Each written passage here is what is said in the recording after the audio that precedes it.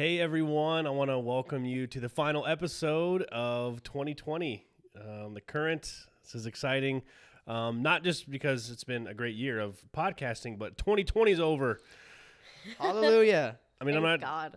I don't know. I guess I'm anticipating 2021 will be so much better, but I hope that's the case. It's been a fun year.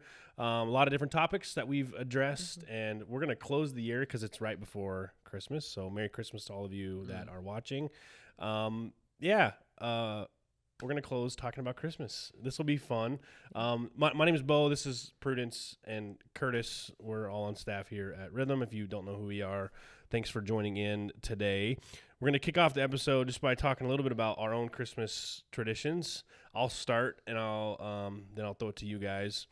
Something bizarre we always did for Christmas is we didn't eat traditional Christmas food. So, because Thanksgiving and Christmas are so close together, I think maybe my parents just didn't really want to eat the same thing within a couple months, that are preparing all the turkey and all that stuff again.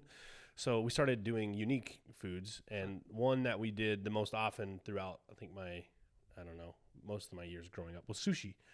We made our own sushi on Christmas. Okay. And I love that. It's one of the greatest memories I have is making sushi with my family on Christmas. So that's so cute. It reminds me of the family in A Christmas Story where they go to a Chinese restaurant for dinner instead of having the Christmas meal, right? Yeah. So that's just one kind of tradition we had that was really meaningful, and I still think about all the time. And I want to have sushi. I love sushi, so I always want to have sushi for Christmas. Actually, we've done it a couple times, just Abby and I. It'd be cool to maybe start that up again. I mean, kids get a little older, and I don't think they'd eat it right now. Yeah, I don't know. Once they get older, maybe we'll all make sushi. So, that is so cute. It's my kind of Christmas. You guys? Let's go. I'll let you go first, Prudence. I don't know. I feel like I have so many family traditions. And I'm a child of divorce, so any little bit of stability was so good for me. I think for me, the two things that really stand out are, one, we always put up our tree the day after Thanksgiving, and we always had a real tree. So we'd pick out the tree, decorate the house, and then usually have hot chocolate and watch It's a Wonderful Life afterwards, which is the greatest Christmas movie of all time. But then the other thing, I will fight you on that. The other thing we always did was on Christmas Day, we went to the movie theaters. And I love that because, I don't know, it's just a fun way to spend the day. Because after you open presents in the morning and just hang out at home, what else are you going to do? So I hear that, and I at first think, wasn't the movie theater just dead? But I wonder, I bet you, is there tons of people that go and watch? We did that a lot on Abby's side. So her family, we often went to the movies on Christmas Day. Oh. Yeah, that's a big thing. And there are a lot of big movie releases that will come out on Christmas Day. Mm-hmm. Huh. Yeah, I don't think I've ever stepped foot in a movie theater. I don't think it was too crazy busy for us. I mean, it was normal. That's kind of, at least in my experience. But yeah, I mean, people were definitely there, and definitely a thing families do. Like I said, Abby's side did that. So, yeah. I mean, we did that when we were obviously married at that point. So, I don't know what she did growing up. But what about you, Kurt? Well, honestly, my family, we are the opposite of extra. We're just very low, chill, easy. So in terms of Christmas traditions, I think of one is obviously the decorating of the tree. We never did a real tree. I'm so sorry to say that. We were fake tree people in my family. Wow. Done a real one either. Yeah. You guys are just uncivilized. Don't the pine needles fall everywhere? Not if you keep watering it. You don't kill the tree. You keep it healthy and hydrated. You have to water the tree?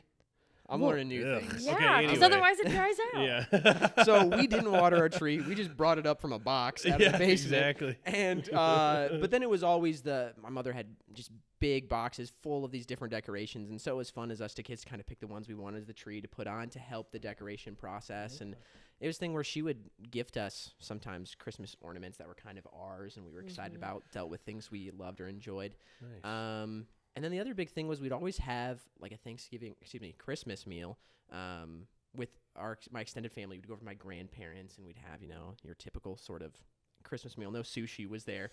But what I loved afterwards is my family's big into playing games, but especially card games. And so it'd be a thing where me, my aunts, uncles, grandparents would sit around and just play a bunch of cards for hours. And so that was a way that, I don't know, time just flew by. I love doing that kind of thing. So we just hang out, play some cards, eat some good food.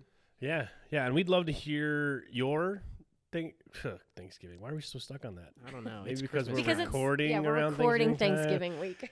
We are. But anyway, so we'd love to hear some of your Christmas traditions. You can comment or let us know. You can reach out to us. We'd love to hear what you do for Christmas.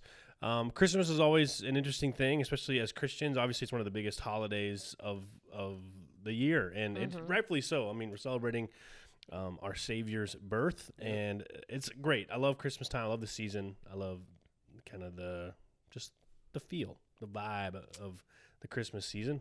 It's great. It feels especially good this year, I think.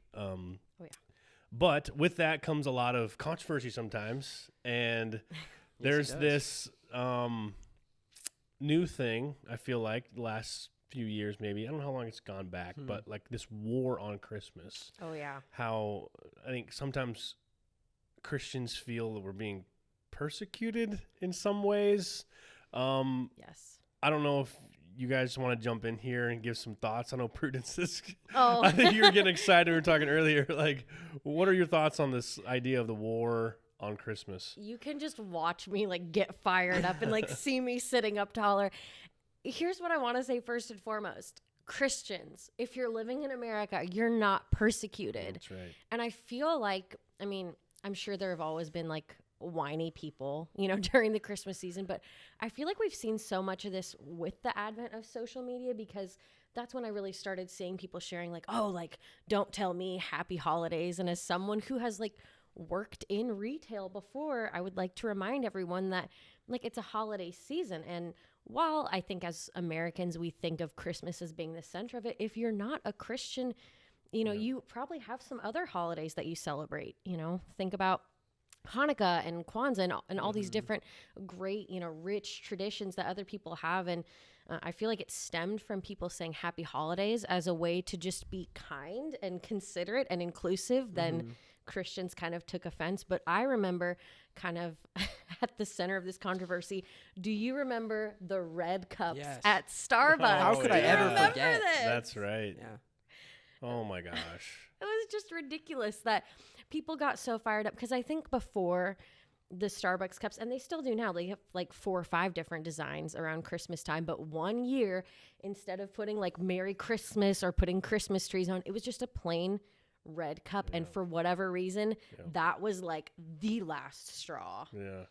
It's so weird. I think it's important for people to understand, like, when we say that Christians aren't persecuted in America, I think we all agree that that's the case. Yeah. And we say that because there are Christians in the world that are being persecuted for their faith. It's not that, you know, we recognize that, you know, there might be some areas in which God is being removed or, you know, the culture's shifting away from God. And but the idea of America is that it's religious freedom. It's not...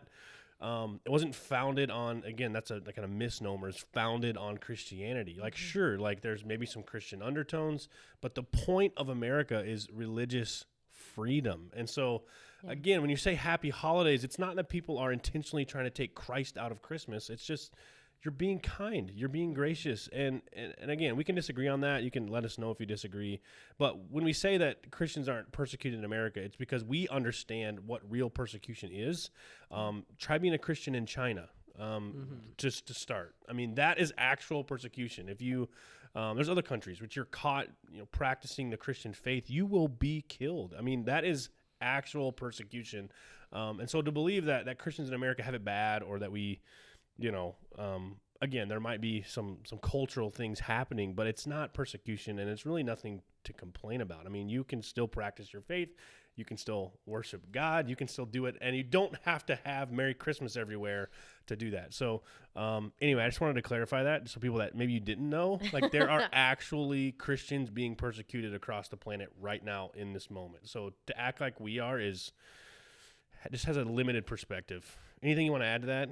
No, I think you covered most of it. I mean, my first thought too was to say, if we think this is persecution, oh, honey, like, you know, it gets a whole lot worse out there, you know? So helpful perspective. Starbucks doesn't have Christmas on their cups like the church will endure. We'll be okay.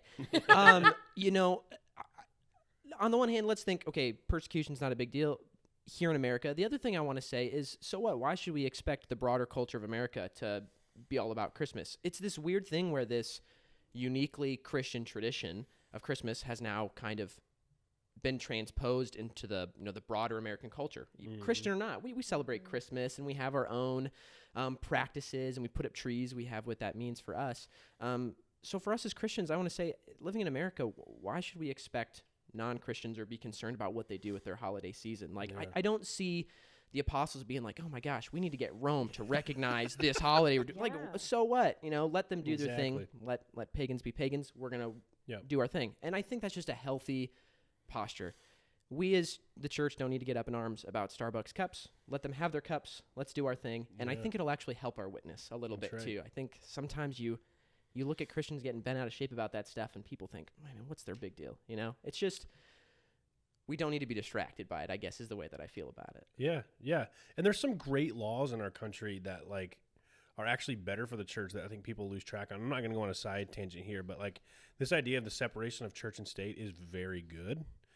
Very good. It's a great law for our country. Again, I don't want my kids being taught Muslim things or, like, you know what I'm saying? Like, in school, or, like, there's a good separation there. Like, just like I don't want Christian beliefs forced on every buddy in, like, public school or whatever, because that may not be the belief. Again, it's religious freedom. Like, and honestly, I think Christians need to just kind of, exactly what you said there, Curtis, like, understand that, like, hey,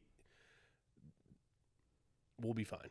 Yes, you do your thing, like, we'll do ours, and, like, honestly help our witness. That's really good. So yeah, that's exciting. If you have any feedback there, we'd love to hear that. Again, we're always just sharing what we think. So this isn't even really necessarily speaking on behalf of our church. It's just like you're getting a real talk from us here, and so. Another topic that's always fun around the Christmas season is this idea of Santa Claus. And I know that that Christians, this has been debated for a long time. I'll just tell you, we had Santa growing up, and honestly, I probably believed longer than anyone in the world. No. I was the one that was just like crushed, to find out. And anyway, Santa was fun. Like looking back, and honestly, our kids, we've already started the whole Santa thing. We have really close friends who don't do Santa, and so that's always fun. We have kids the same age, and so we're always trying to, like, hey, chill out with your kid, let our kid enjoy it, like, so that's interesting. But I don't know, what are you guys' thoughts on the whole Santa thing? You won't offend me.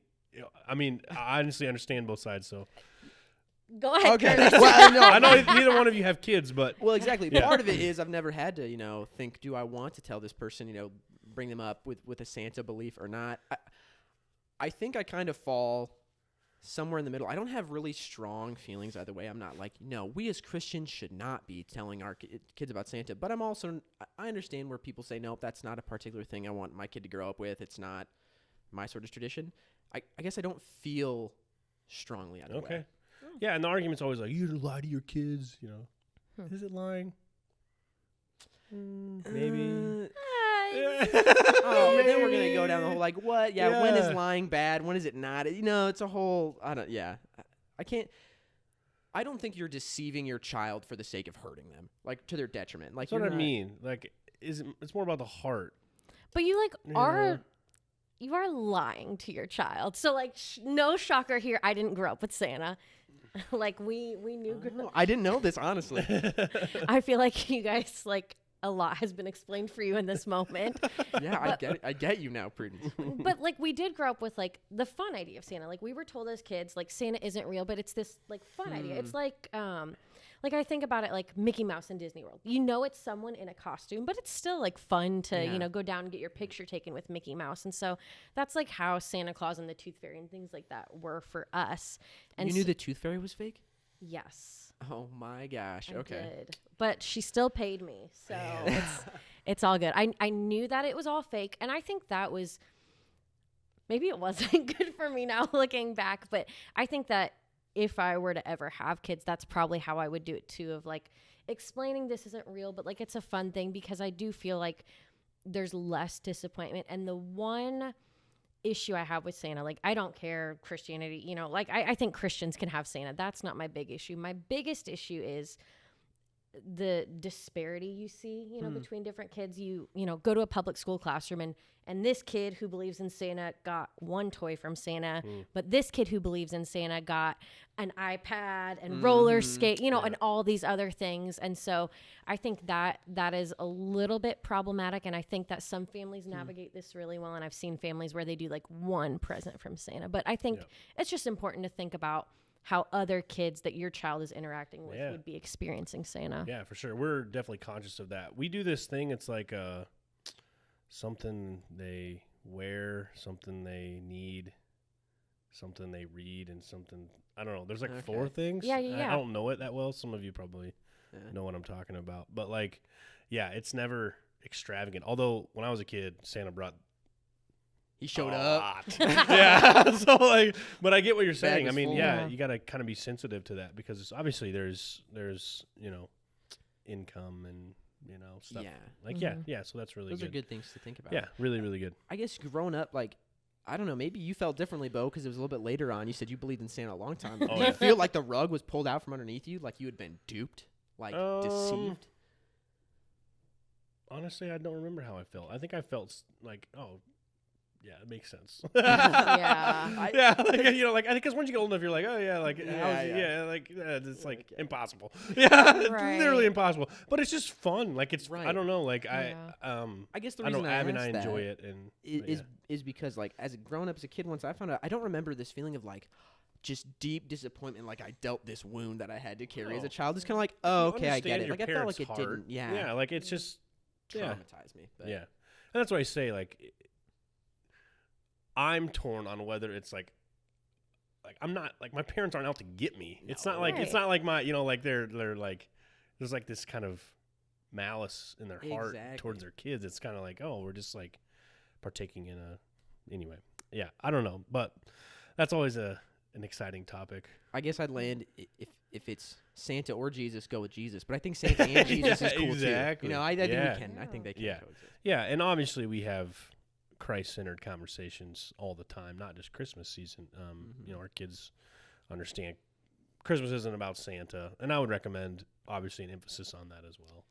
Jesus is the reason for the season. Well, I think that's a great kind of okay. So it's not about Santa. What is Christmas then, or like how should we as Christians be thinking about the Christmas season? All right, so Santa's okay, but I guess what are your thoughts on the Christmas season as a whole? Yeah, that's a great question. I like to default to like church tradition. And so really meaningful stuff for me has been Advent, which we're starting here soon. Yep. Obviously we told you this is around Thanksgiving time for us, but we're entering into this, this season. And I love Advent just because the church, again, has practiced it for hundreds of years, this journey towards the birth of Christ. It's not just I didn't grow up celebrating Advent, so it's been really meaningful for me as an adult. So, I mean, it was just like Christmas Day and then it's gone. Like, and now it's entering into this spiritual journey, towards Christ's birth. And there's so much there. There's so much just rich tradition and history in Advent and the church globally on this kind of same pace. Yeah. I love that. I love that thought. That's really meaningful to me. So, that's probably good. how I'd answer. Yeah, I know for me it's really similar. Like I discovered the church calendar a little later in life. I know, Prince, you maybe had some exposure, kind of growing up a little Catholic, a little bit everything. Yeah. But I was very much the same way. Like Christmas was a day. Yeah. And I'd never experienced sort of the Advent season. And just knowing as Christians, again, this tradition of centuries of Christians who have kind of gone through this pace, gone through the, Advent season, looking to the birth of Jesus, going through even like Lent, just the church calendar as a whole, I think, is something that we can miss out on that has so much to offer us. So I love the fact that you, mention it. It's Advent as a season, not just one day of Christmas. Yeah. Yeah, for me, like Christmas, the whole season has always just been really magical. I mean, not just with like, Santa Claus and presents and stuff, but I just feel like it's this time, at least in my world, where I don't think everything slows down because you've got all these Christmas parties and stuff, but everyone and everything seems to kind of be unified, right? We're all listening to the same music. It's like the same color scheme with the red and the white and the green and, same styles of decorations. And so for me, I don't know, I just have always loved that kind of everyone, at least in my world, seems to kind of be going in the same direction. And whether or not that always necessarily lines up, with the church calendar, that's Sure. something to think about. But I do think like for this season, it does. It really lines up with Advent and that idea. And I don't know. I love that we all get to be focused on one thing together. And whether you're a Christian or not, people are participating in this season. And I think it's kind of this beautiful demonstration of the ability of Jesus to unite us, even if we don't realize it, even if it has become this consumeristic, sanitized, whitewashed, thing. Like we're all still gathering around this one time of year. And I love that. Yeah, it's really good. Yeah, it's great. Well, I think you even brought up a little bit talking about it's become this, consumeristic or whitewashed or whatever you have it. I guess that's a good question. Where has maybe the broader culture, where in America can we just kind of maybe go off the rails with Christmas? Like, what's Christmas done poorly? Or like, where is it? I'm sure there's a lot there, but anything that jumps to mind? Yeah, anything. I mean, what first jumps to my mind is like just the greed and consumerism that it has become. It's, it starts like Black Friday, and now, well before Black Friday. Yeah. And throughout the whole season, it just becomes what deals can I find? What can I buy? Yeah. What gifts can I give? It's just this, again, gift giving is great. Like, I think it's obviously Jesus himself, it's more blessed to give than to receive. Like, I mean, I think this idea of generosity in the season is beautiful, but you can make a gift. You can buy a cheap gift, like you don't have to it just become this just craze of like, consuming, and I would argue people in America already have too much, like you don't need a fifth TV in your home, I mean, if you have 5 TVs, like that's cool, but like, I mean, but seriously, like we have to what point is enough? Like, there's just, are you becoming the things you have, like is what you have who you are, like those type of ideas, like, to borrow a line from Fight Club, things you own end up owning you. Yeah. That's great. Wow. No, that's exactly right. I mean, that's how I feel. Yeah. Like I look at the broader culture and I feel like, wow, the stuff we own is beginning to own us, and it's not good. Yeah, it is funny that we can take a holiday and a tradition about a God who stripped himself of all of his things, became impoverished, took on like a, helpless little form of an infant.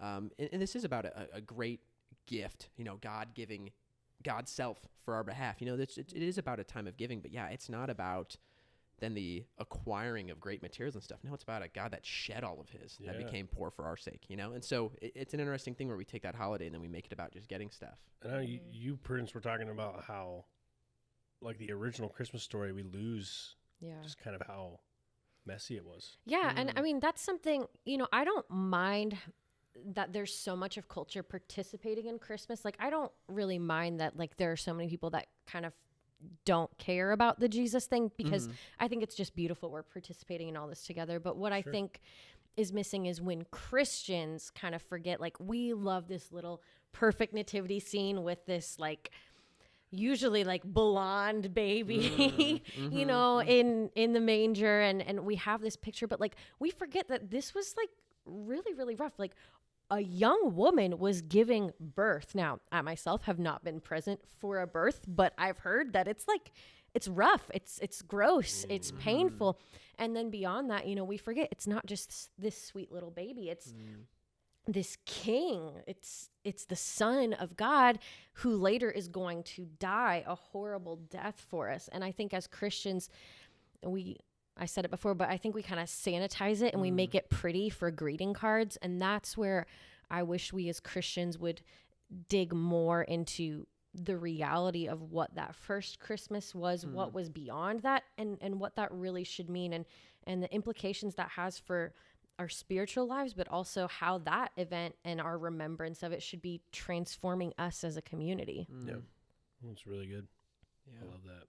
Yeah, I think, helping to see that picture a bit more clearly. Yeah, we think of it as this, nice, serenic experience. But to think about that idea that, this is about, a young Jewish boy getting born. And I'm sure, here Mary and Joseph are wondering what the heck's going on. Now we're, out in this inn. Where is God? What's going on? And next thing we know, Herod's after the babies trying to kill them all, and we're on the run. It is, the first Christmas was, there is like a peacefulness. There's a sense in which, all right, God has shown up here, but it's on the surface, not evident. It's still mixed in some craziness. And so maybe that's hope for us in this Christmas season, where it's, wild, crazy. Things have been nuts, but for sure. So that was the first one. Yeah. God's there. God's still here. That's right. Yeah. No, that's really good. I think it's a great place to end. I think so too. Yeah. I mean, we know, obviously, just how crazy this year has been, and I think we are all just really, we want God to feel near. And that's my prayer, I think, this season, is that God would just really meet people where they are. Just like he met, again, those two young kids, essentially, giving birth to the Son of God in that moment, in that space, just that he would meet us in tangible ways. And God with us is really one of the core tenets of what we believe in. And so I do pray that God would be near to you and your family this Christmas season. And I think I can speak for all of us that we wish you a very Merry Christmas, Happy Holidays, if you're not a Christian. Yes. Yeah, so we wish you just the best season. And I pray that you just find peace and joy and hope, with all the things that this season comes with. I pray you'd feel that, as I know we all need it. Man, 2020 coming to a close. Crazy. Thank God. Yeah, huge thanks to all of you that have subscribed, that listen in each week. We're so thankful, and we love this. We love getting to do this and being able to connect kind of on a deeper level. Yeah. A lot of times in our line of work, we are on a stage and we're, speaking in broad terms and broad categories, trying to, preach to the masses, I guess, in a sense. So it's nice to be able to have a little more honest dialogue and conversation. And so hopefully you've been as blessed as we have by this. I'm excited about 2021. Again, it's never too late to subscribe. Feel free to click that subscribe button. You'll never miss an episode, and leave a review if you feel led to do that as well. That always helps. We're just getting going. It'll be exciting. Yeah. All right. Well, happy holidays. Merry Christmas. We will see you in 2021. Grace and peace.